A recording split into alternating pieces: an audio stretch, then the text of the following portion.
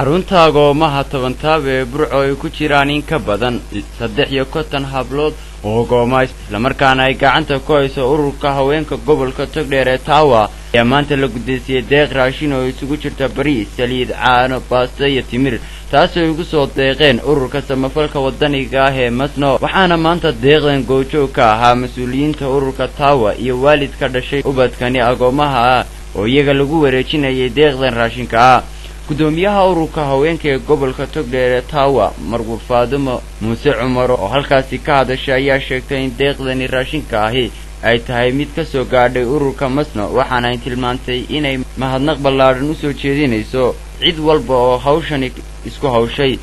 sidii ay dhalinyaradan ku jira xarunta agoomaha ee gacanta ku hayso ururkani soo gaarsiisay deeqdani macaawimadan taasoo ay naga soo gaadhay ururka markaasi Masno inay soo gaarsiiyeen deeqda annaguna aan ku wareejin doono waalidkii dhalay carruurta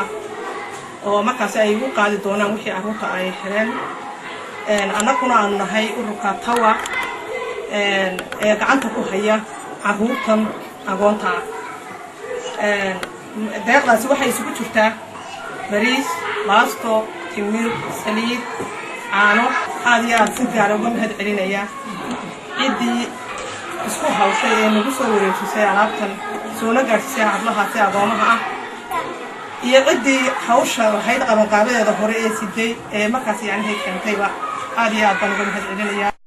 dhinaca kalena markii deeqdani lagu wareejiyay waalidiinta dhashay ubadkani ayaa halkaasi waxaa hadal ka soo jeediyay qaar ka tirsan waalidiinta ubadka agoomaha dhashay kuwaasoo sheegay inay mahad ballaaran u soo jeedinayaan ururka haweenka gobolka Togdheer ee Tawa iyo cid kasta oo gacan ka geysatay deeqdani